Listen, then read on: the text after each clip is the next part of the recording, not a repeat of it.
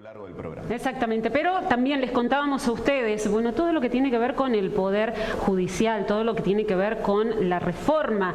Bueno, se ha hablado mucho y en el día de hoy, esta noche nos va a estar acompañando, está con nosotros el doctor Gustavo Ferreira, él es constitucionalista. Bueno, vamos a estar charlando de todo con él. Doctor, ¿cómo le va? Muy buenas noches. Muy buenas noches, muchísimas gracias por la invitación y bienvenido por estar acá en La Rioja y en el programa de ustedes. Bueno, muchas gracias por venir también. Quiero que lo aprovechemos también al doctor porque bueno, va a estar en la primera parte del programa y quiero que nos metamos en la cuestión de la Constitución, de la reforma y todo lo que viene.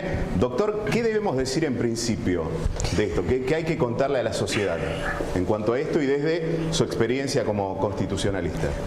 Que ha sido una decisión muy valiente del presidente de la República en el año 2020 introducir como un eje de su gestión presidencial la cuestión judicial. El Poder Judicial es el único de los poderes que no se ha democratizado desde el 10 de diciembre de 1983. El presidente de la República colocó en uno de sus primeros eslabones, en una de sus primeras tareas, atravesar la cuestión judicial. Así fui invitado a formar parte con otros colegas del Consejo Consultivo para la reforma del Poder Judicial.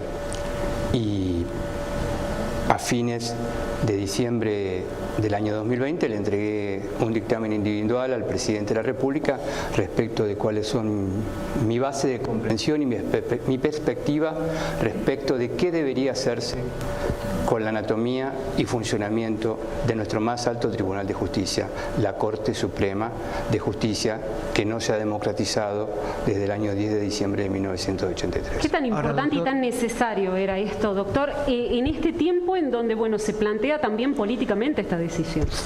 La Corte Suprema de Justicia de la Argentina es uno de los tribunales de justicia más antiguos del mundo. Es un objeto precioso. Es motivo de estudio en América Latina y en Europa.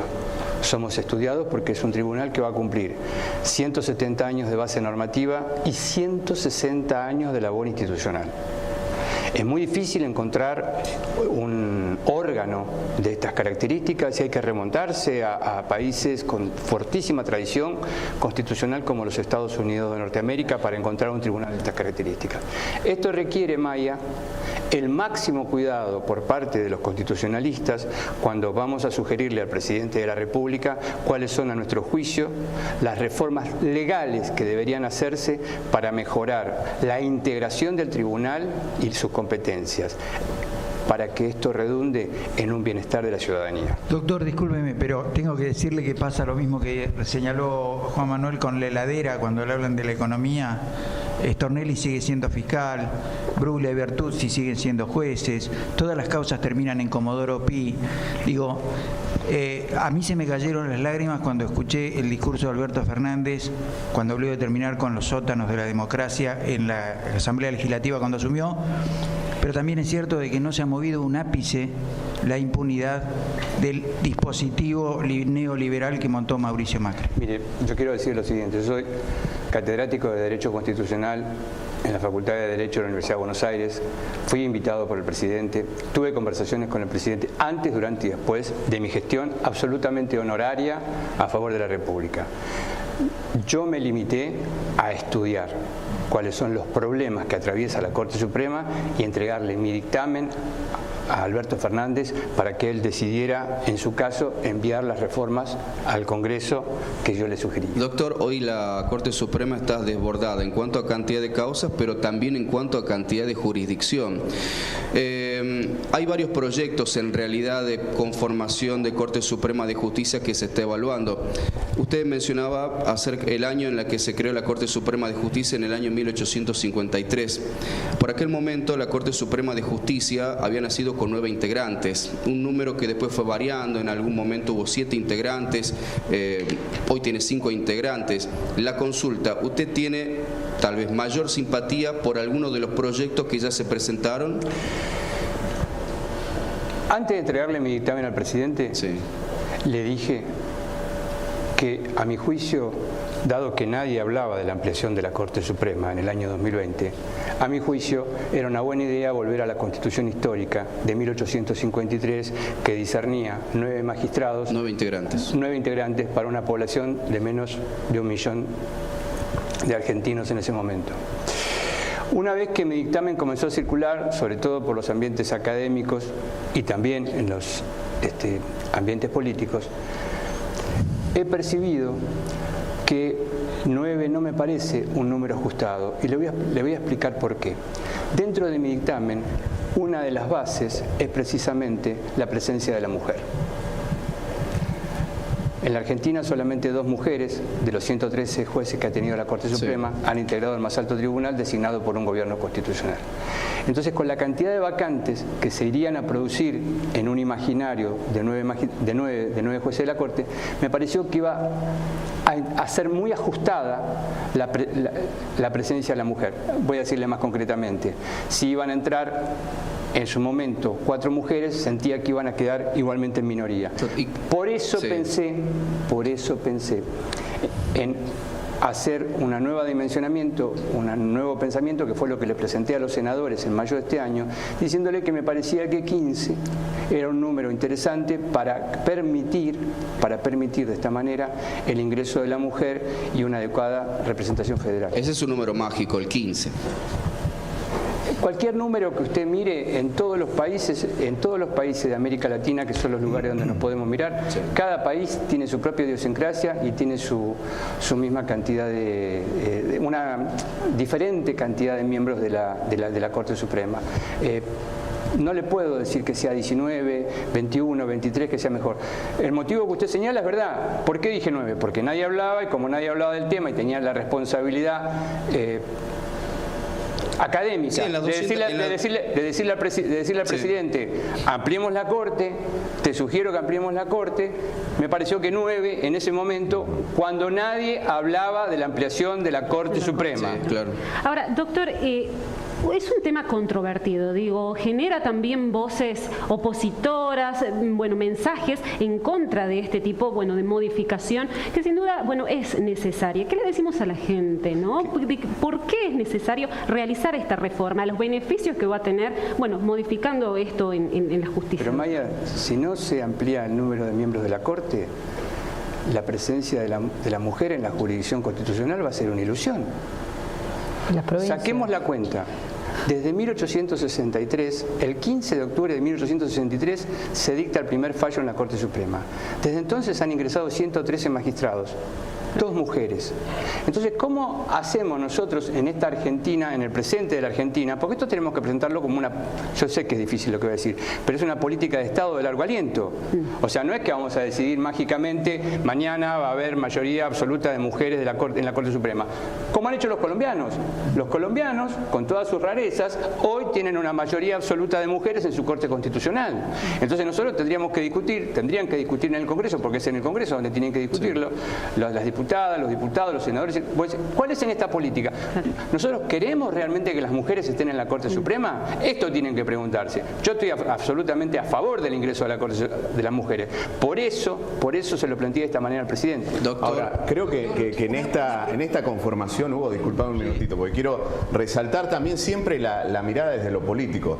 Es como que esta conformación ya no se disfraza y desnuda su ideología política. Rosencrantz dijo de que no siempre donde hay una necesidad tiene que nacer un derecho.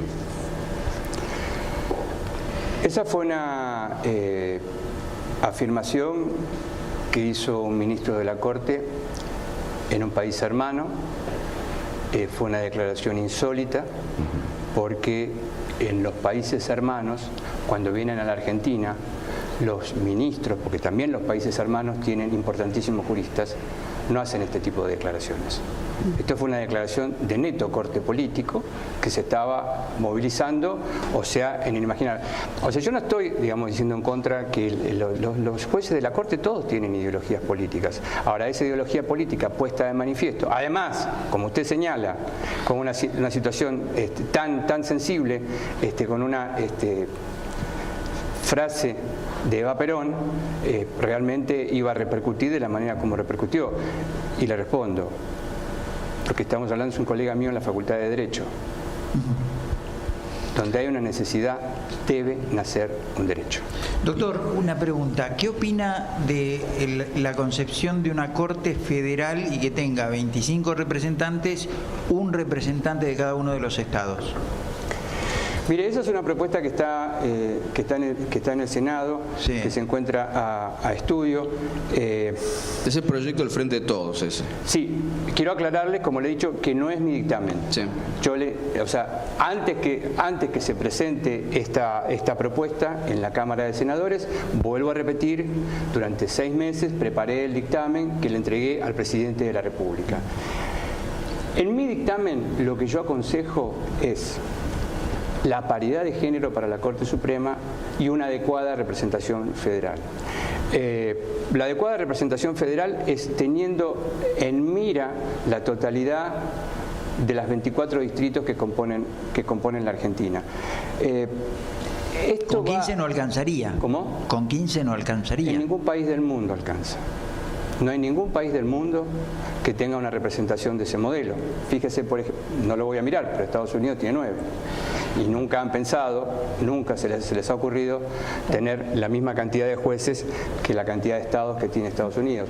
Lo que pasa es que hay otra discusión acá, que es mucho más importante. ¿Qué Corte Suprema de Justicia queremos? ¿Queremos una Corte Suprema de Justicia que tenga 5 dígitos, 20.000 causas por año, o queremos 20.000 por año, o queremos ir a los modelos donde realmente funcionan las Cortes Supremas de Justicia? Me refiero a la francesa, a la italiana, a la colombiana, a la norteamericana. Son tribunales de justicia que se manejan con 500, 800, 900.000 causas por año. Es imposible manejar 20.000 causas, 20.000, 22.000. ¿Quién puede conocer esa? Además hay otra cuestión, le añado. A la Corte Suprema llegan todo tipo de asuntos y no deberían llegar todo tipo de asuntos. Eso le quería preguntar, claro, doctor, si cambiaría el alcance con el proyecto que bueno, usted pero también... el problema es muchísimo más grave. Hay un desborde de jurisdicción, doctor. Pero la pregunta que hace él es súper interesante, porque cuando uno recibe una persona en el estudio, iba a decir un cliente, yo hace casi 40 años que ejerzo la profesión de abogado, esa persona que viene con un grado de insatisfacción importante. Ninguna persona va a un estudio jurídico con la expectativa de decir esto se va a resolver. El nivel de conflictividad de la Argentina es importantísimo. Tenemos un país de muy alto litigio. Entonces, en el imaginario de cada persona, dice, no, yo voy a llegar hasta la última palabra. Claro, la última palabra es la Corte Suprema. Y no es así, porque no todos los pleitos, solamente un pequeño grupo de pleitos, deberían llegar a la Corte Suprema. Determinadas cuestiones de Estado. Es decir, una Corte Suprema que intervenga, esto es magia lo que voy a decir, en 500 causas. 50 semanas por año, 10 causas por semana, Maya. Esto es una ilusión. Ahora, quizás esta sea una pregunta para la diputada. ¿Hay perspectiva de que esto se discuta en el corto plazo en el Congreso? Bueno, está en el Congreso, tiene estado parlamentario, hay varios proyectos, como dijo el doctor, está en el Senado y de alguna forma, más allá de que haya voluntad o no, tenemos una Cámara muy pareja y los temas, más allá de que sí nos importa, y a nosotros nos importa y mucho, y sí queremos esa Corte Federal con perspectiva de género, con paridad de género, con esa voluntad. Deseo añadir algo que es muy importante, Maya. Sí. Yo conversé en varias oportunidades con el presidente de la República respecto del funcionamiento de la Corte. En realidad, él nos invita porque está preocupado por el funcionamiento de la Corte Suprema. Además de la cuestión de la integración de la Corte Suprema, hay que discutir el funcionamiento. El funcionamiento de la Corte Suprema, para quienes nos están escuchando, se rige por normas del siglo XIX. Por normas de mediados del siglo XIX. Entonces hay que hacer una reforma radical desde el punto de vista legal y decir qué Corte Suprema de Justicia queremos. Esta es la ley especial, esta es la competencia de la Corte Suprema, esto es como la Corte Suprema debe resolver, estas son las audiencias, estos son los plazos, estas son las demandas. Si no se discute todo esto, seguimos en foja cero. No podemos discutir solamente la Corte sin por eso, tener que... no es solamente discutir, me parece importantísimo, central, el lugar de la mujer. Decisivo, determinante, pero también una ley especial de las competencias de la Corte. Doctor, ¿mayor número de jueces federales también puede servir? Perdóname. Sí. Mire, usted tiene que discutir ¿Qué va a hacer con el órgano Corte Suprema? Sí. Si va a decidir que en los próximos 20 años, porque si usted decide que en los próximos 20 años en la Corte Suprema van a entrar 20.000 causas por año, yo soy muy malo para la aritmética, por eso me entré a la Facultad de Derecho, pero hay toda una cuestión residual, Maya, en todo esto. O sea, cuando empiezan a entrar 20.000, no es que en 20 años va a tener 400.000, pero va a tener un número importantísimo residual. No es que entran 20.000 y salen 20.000. Entran 20.000 y salen menos de 20.000. Entonces se produce un efecto residual adentro de la Corte. Claro. ¿Cómo resolvemos, doctor, esto de decir, bueno, es necesario, pero políticamente hay resistencia incluso en el propio poder judicial? Tiene que ser un debate abierto en el Congreso. Por eso le decía lo mismo que le dije al presidente. Me parece muy valiente lo que usted está haciendo en este momento de introducir la cuestión judicial como una cuestión importante en el medio de su agenda, porque en realidad podría haber elegido otro tipo de cuestiones. Sin embargo, ocupó un lugar destacadísimo. ¿Cuál es la mirada, el análisis, Osvaldo, en tu caso? Se llama Corte Suprema de Justicia. Así como funcionan los cuatro, suerte de grupo de los cuatro en estos años, se podría llamar Soviet Supremo. Porque se han arrogado un poder que les permite competir con el poder del Estado como el Soviet de San Petersburgo. Que no lo vota nadie, con dos personajes que entraron por la ventana o por el desagüe o por alguna cosa parecida, aceptando jurar, estaban dispuestos a hacerlos, un ukase, va a salir con cosas media rusas, un ukase de Macri, y estaban dispuestos felices de la vida de ir a jurar así, sin importarle toda la historia. El doctor nos menciona algo sumamente importante, 174 años, doctor, de continuidad de la Corte, 175. No, se van a cumplir el año que viene, el 15 de octubre, se cumplen los primeros 160 años de la Corte Suprema. Sí. El 1 de mayo se cumplen los 170 de la Constitución, porque recordemos que la Argentina estuvo 10 años para integrar la Corte Suprema. De la Constitución del 53, la reforma del 60, recién el 15 de octubre de 1863. Bueno, hay que tener en cuenta que en esa larga historia hubo gente que también aceptó jurar sobre el pomo de los sables, gente que en esa Corte Suprema miraba para otro lado. El 30%. Más del 30% de los 113 magistrados de la Corte Suprema fue designado por dictaduras militares. Por eso cuando hice especial hincapié en dos mujeres, en realidad hubo tres, pero como una fue designada por una dictadura militar, no cuenta. O sea, en los estudios, yo me dedico a la República Democrática. Entonces, en la República Democrática, dentro de la teoría que hacemos nosotros, consignamos esto. ¿Fue designado por un presidente constitucional o fue designado por un dictador? Hemos tenido una Corte Suprema que avaló el golpe contra Hipólito Yrigoyen, que miró para otro lado, mientras en Argentina, como si fuéramos espiritistas, votaban los muertos. Una Corte Suprema que intentó impedir que se pudiera cumplir una constitución votada por el pueblo argentino en 1949. Y cuando le dijeron que no iban a cobrar, se cularon bastante.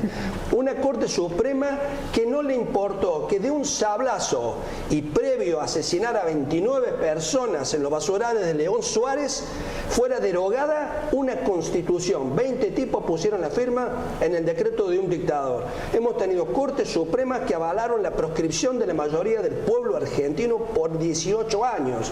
Cortes Supremas que vieron a presidentes llevados presos por un pelotón de bomberos, como pasó en el 66, y no pasaba nada. Mire, yo le voy a contar algo peor todavía. Hubo un juez que en el siglo XX votó a favor de la impunidad de los genocidas. Claro. Y en el siglo XXI cambió de idea y votó a favor del castigo de los genocidas. Eso es la historia de la Corte Suprema de la Argentina. El mismo juez. El mismo juez. El mismo juez.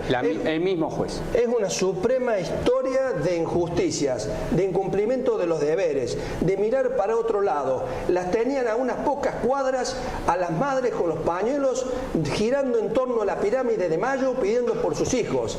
Y ellos no sabían qué pasaba, no se enteraban. Yo tenía... O sea, por un lado la Corte, por otro lado el pueblo. Yo tenía 11, 12 años y yo me acuerdo que en mi casa se decía, che, ¿viste que se lo chuparon a fulano? Ahora yo digo, ¿dónde vivían los de la Corte y los jueces federales de aquel tiempo? Que en el caso de Córdoba sobrevivieron a la democracia por mayoría.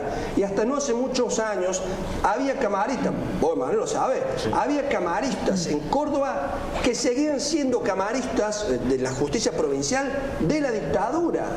Entonces el Poder Judicial es uno de los poderes que realmente debe ser reformado. La democracia sigue renga en ese sentido, mientras existe esta especie de soviet supremo, decidiendo si podemos comer, si no podemos comer, si la internet, eso no es un servicio público, si podemos, no se puede gobernar. El pueblo podría votar 89%, 90% un proyecto de ley, y estos dos de ellos, abogados de empresas que en muchos temas han tenido que ver en cómo ellos han decidido, se juntan una tarde por Zoom, porque ni siquiera van a trabajar, por Zoom, ellos o un empleado de segundo orden, y dicen, esa decisión que el pueblo votó no va a funcionar porque lesiona el interés de alguna empresa. Ahora, Gaby, desde la banca y desde el Congreso, bueno, en la última sesión, o en la sesión que se trató el tema y demás, obviamente el debate es importante. Sí, obviamente el debate es importante. La verdad que hablar después de escucharlos a los dos me queda un poco atrás. Pero sí contarles también a ellos y decirles que nuestro gobernador ha planteado también una reforma en nuestra provincia donde quiere incluir la democratización de la justicia, nosotros hemos, el tiempo de cada uno de los jueces, también el hecho de lo que acabas de decir, incorporar como de esos derechos humanos básicos, aparte de la salud, la seguridad, la justicia, incorporar el agua, la luz, la conectividad. Eso también, hemos hablado también mucho tiempo en nuestra provincia. Y así como en Naciones, La Rioja es criticada por la oposición también. La renta básica también, eso es lo que queremos incorporar en nuestra Constitución, en nuestra provincia también. Estamos hablando de esos nuevos derechos, estamos hablando también de una Constitución distinta. Y no me cabe duda que es importante discutir la Corte y todo lo que en ello también se discute, ¿no? No nos sirve de nada 20.000 causas que no vayan a terminar. No, porque estoy invitado a La Rioja, no me quiero meter en el tema de La Rioja. Lo que sí tengo que destacar que fui distinguido por el gobernador. El gobernador nos ha consultado respecto de la reforma y nosotros le hicimos saber al gobernador que era una reforma realmente muy rica, sobre todo en tres aspectos. Iba a ser la primera constitución de la Argentina que iba a referir en su letra el ingreso básico universal, que iba a tener una reforma importantísima en el régimen municipal y la democratización del Poder Judicial.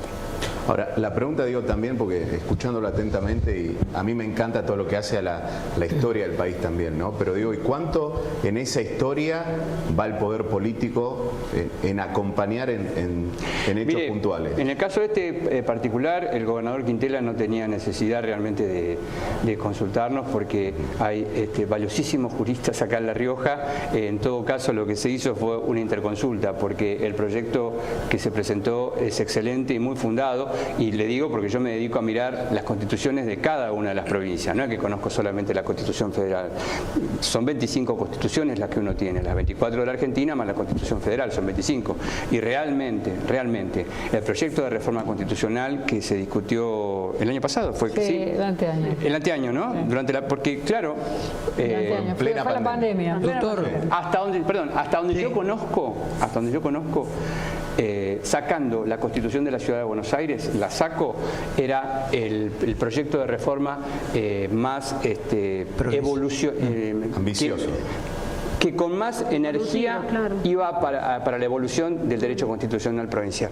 Doctor, la oposición dice lo siguiente, cuando se habló de la reforma acá, dice que no es necesario porque la normativa existente es suficiente para, digamos, garantizar los derechos que supuestamente garantizaría la nueva Constitución. Yo no le voy a contestar a la oposición porque dije que no me voy a meter en problemas de La Rioja. Lo que sí que haga de cuenta que se lo pregunto yo. No, bueno, lo que yo le quiero decir... A nivel nacional se opone la oposición también, doctor. Lo que yo le quiero decir que he participado de diferentes maneras en Chile, en Bolivia, en Ecuador, en Paraguay, en Argentina, en Brasil, en diferentes escenarios de reforma constitucional. Y siempre que se lleva adelante una reforma constitucional, no es como el tango. Hay uno que quiere reformar y hay otro que no quiere. O sea, sucede en casi todos los escenarios constituyentes, ya sea más fácil o más complicado para reformar la Constitución. Sacaría a Brasil, porque Brasil tiene un modelo de reforma muy, muy particular. Pero todos los países que le mencioné, que he tenido algún tipo de participación, mira el tema de Chile. Vamos a ver qué pasa el 4 de septiembre. Tienen una constitución absolutamente nueva de punta a punta y está la expectativa del plebiscito. Si el plebiscito decide rechazar la constitución, volverán a la constitución de Pinochet o volverían a la constitución de Pinochet. Sí, cuya presidenta de la constituyente, hay que decir, porque eso también tiene peso, es una representante de pueblos originarios. Sí. O sea que le agrega un vértigo al viejo orden chileno que es importante. Yo le diría, dado un orden jurídico, siempre va a haber dos energías. Una energía que tiende a la conservación y otra energía que tiende al cambio. Esto, no soy ni filósofo ni psiquiatra, pero digo, es inherente a la condición humana. En todo escenario político que usted se presente, va la oposición. Esta semana la Secretaría de Derechos Humanos denunció ante Naciones Unidas a la Corte Suprema. ¿Eso puede tener alguna consecuencia en el plano jurídico nacional? ¿La oposición? La Secretaría de Derechos Humanos denunció en Naciones Unidas a la Corte Suprema. La Corte Suprema es nuestro más alto tribunal de justicia y no hay ninguna posibilidad que sea sometida de la misma manera que no puede ser sometido el presidente de la República, de la misma manera que no pueden ser sometidos nuestras legisladoras y nuestro Ministerio Público. Sí, puede ser una observación de tipo político, pero lo máximo que puede pasar con una sentencia de la Corte Suprema es que la Corte Interamericana de Derechos Humanos ocasional y remotísimamente abra un juicio sobre lo que decidió nuestra Corte. Doctor, en este proyecto que usted le ha acercado al presidente de la Nación, ¿hay algún tipo de reforma al momento de la elección de los jueces? Sí. ¿Impacto en el Consejo de la Magistratura? ¿Qué se sugiere en ese sentido? No, bueno, este es otro tema que tuve la posibilidad de conversarlo con el presidente y le dije que a mi juicio la Corte Suprema de Justicia no debe hacer absolutamente nada en el Consejo de la Magistratura. O sea, una cosa es el Consejo de la Magistratura, otra cosa es la Corte Suprema de Justicia. Y que el presidente de la Corte Suprema de Justicia no debe permanecer en el Consejo de la Magistratura, ni manejar, ni tener ningún tipo de preocupación sobre el presupuesto del Poder Judicial. Esto se lo dije, inclusive está en mi dictamen que se puede consultar, está en la web, se puede consultar, o sea, es Raúl Gustavo Ferreira, Corte Suprema, está el dictamen que le entregué al presidente. Claro, a punto tal que está publicado de esa manera, para que cualquiera pueda expresar su adhesión o pueda expresar su oposición, porque precisamente lo que yo propongo es un debate abierto sobre esto. Sí, lo conversé con el presidente. Cosa que no pasa ahora, ¿no? No, hay que decir que ha concentrado el manejo del dinero, la Corte Suprema de Justicia, el tema de las escuchas, porque la DAJUDECO fue un organismo que se creó justamente para que ellos tuvieran las escuchas. Es como decía... Y el Consejo de la Magistratura. Es el Sobio Supremo. Pero además de eso, yo quería preguntarle, para tener una definición, en todo caso, si quiere, ética, ¿qué opina usted de un hombre que es doctor en Derecho y que acepta la posibilidad de entrar por un decreto de necesidad y urgencia a la Corte? ¿Cómo juzga moralmente eso? Yo no soy quien para... Se me ha escapado. No me voy a escapar. No me voy a escapar. No me voy a escapar. Porque ni bien se produjo esa situación, uno de los primeros trabajos de doctrina fue mío. Fue suyo, ¿cierto? Exactamente. Fue uno de los primeros trabajos de doctrina que yo publiqué oponiéndome a... Voy a usar la palabra que usó acá el amigo, alúcase del expresidente Macri que había tomado esa decisión. No estuve de acuerdo jurídicamente y juzgué que se trataba de una violación de la Constitución. Está escrito. Mire, yo lo que no le puedo confirmar es si fue publicado en enero del 2016 o en febrero del 2016. Pero es un artículo de doctrina de unas 15 páginas aproximadamente donde me opuse, realmente me opuse. O sea, sin ingresar a las cuestiones de moral individual o de moral pública, como dice nuestro artículo 19. A mí me consignan la Constitución y hablaban recién, yo no voy a dar una lección de derecho constitucional, en la Constitución no hay superministros. Claro. Los superministros los genera la política, los genera el periodismo. Claro. Si un alumno viene a decir que hay un superministro, no aprueba la materia. Exactamente. Lo que hay es un jefe de gabinete. Al periodismo nos sirve como título. Claro, sí, claro. Queda bien. Al alumno seguramente le va a ir mal. Claro. Pero facilita el título. Claro, por eso digo. La venta que uno hace sirve. No me entiendan que no los estoy corrigiendo, pero quiero decir, en la Constitución hay un jefe de gabinete y hay ministros. Hasta ahora todavía no hay superministro ni Superman. Bien. Doctor, usted porque de alguna manera es juez y parte en el sentido que usted ha hecho todos estos análisis y estudios y dictámenes, habría cosas que no puede decir. Pero como no es mi caso, eso sí lo voy a decir realmente. O sea, Rosenkrantz, en los ratos libres que le queda de arreglarle los chanchullos a Mañeto, se ocupa de ejercer, de fungir de ministro de la Corte Suprema de Justicia. Y se apura si lo que está en discusión es algún negocio del Grupo Clarín, al que a su vez representó cuando una ley aprobada por un amplísimo margen en el Congreso Nacional y que en su momento tuvo un amplísimo respaldo popular, no dejaron que se cumpliera, no impidieron que se cumpla. No hay límite, no hay democracia, no hay constitución, no hay nada. Ellos son básicamente una traba, un tope a cualquier intento de transformar la sociedad. Yo lo puedo decir en estos términos. Es imposible la construcción de sociedades distintas si la cúspide del Poder Judicial no acompaña los procesos. No hubiera existido la República Francesa si los jueces supremos de Francia no hubieran sido cambiados por la Revolución. No hubiera existido el habeas corpus ni la alegre Revolución Inglesa si en Inglaterra la Revolución Inglesa no hubiera cambiado los jueces. No hubiera existido la abolición de la esclavitud si no se hubieran hecho cargo de los jueces de la Corte Suprema de Estados Unidos. Estados Unidos no se hubiera salvado de la crisis mundial si para poder poner en marcha el New Deal, el nuevo trato Roosevelt, no hubiera ampliado los jueces de la Corte. Y habría todavía personas afrodescendientes que no podrían subir a los colectivos en Estados Unidos si el poder político no hubiera modificado la Corte. Es así, son las trabas, son las... Le da una mala noticia. Decime. Le da una mala noticia. El nivel de satisfacción con las Cortes Supremas o Cortes Constitucionales no es una tendencia en el mundo. Claro. Hay muy pocos países donde la Corte Suprema o la Corte Constitucional es realmente un emblema de la ciudadanía. De algo que es muy cercano a nosotros, muy cercano, porque yo creo que el tribunal más prestigioso del mundo en este momento es el Tribunal Constitucional alemán. Respeto mucho a los alemanes, la dogmática, pero no es algo que esté muy cercano. Sí creo que podemos mirar bastante de la experiencia italiana, porque la Corte Constitucional de Italia es una de las instituciones más prestigiosas de la República de Italia. Entonces, es un lugar donde nosotros podemos decir, mira, en Italia funciona, ¿qué es lo que han hecho en Italia que nosotros podamos aprovechar? Desde 1950, ¿no? Claro. Porque no tienen una corte desde el siglo XIX como tenemos nosotros. Pero Argentina tuvo una corte ejemplar y no hace mucho tiempo. Después de la reforma impulsada por Néstor Kirchner, se logró una corte con un amplio reconocimiento. Yo soy profesor de Derecho Constitucional. Me cuesta mucho decir que hubo una corte ejemplar porque temo mucho cuando se habla de la ejemplaridad en el derecho. La ejemplaridad en el derecho en general lleva a situaciones que tienen que ver con el castigo y el punitivismo. Bueno, entonces a mí me preocupa... Con aceptación, como, sí, digamos, vamos a ponerlo de una manera quizá más romántica. Las bases emocionales de consenso.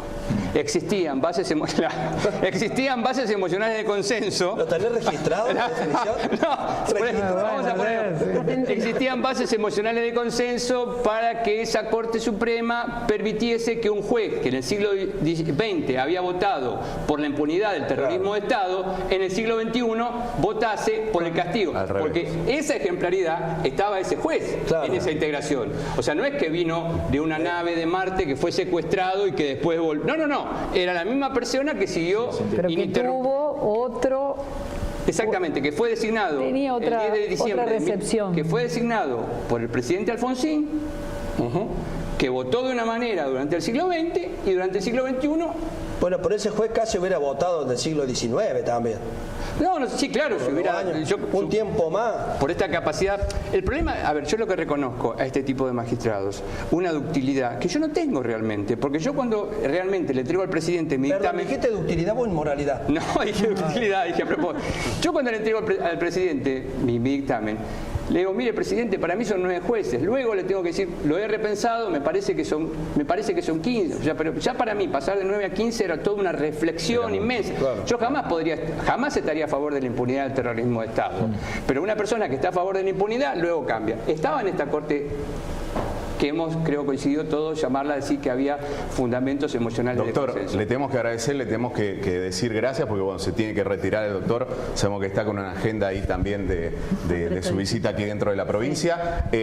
Riquísima la charla, ¿sí? de poder entender aún más con profundidad todo lo que nos toca como argentinos. Mañana, que mañana 8:30 está la Feria del Libro, así que invitamos a ¿cómo se llama la charla? Ahí tenemos. Corte Suprema de Justicia. Un título para seguir ahondando. Original. Vamos, mañana, ¿se va a dar, doctor, el cambio en la Corte Suprema? ¿Piensa que se va a dar? ¿Es optimista? Ojalá yo pueda verlo. Gracias, doctor. Ojalá yo pueda verlo. Ojalá que sí. Doctor, gracias y bienvenido a la provincia. Gracias a ustedes y estoy ¿Le gusta la provincia? ¿Es la primera vez que viene o ya vino? Sí, ¿no? es la primera y espero que haya otra después de esta invitación que me hicieron. Muchas gracias. Muchas gracias, doctor. Muy amable, muy amable. Nosotros tenemos que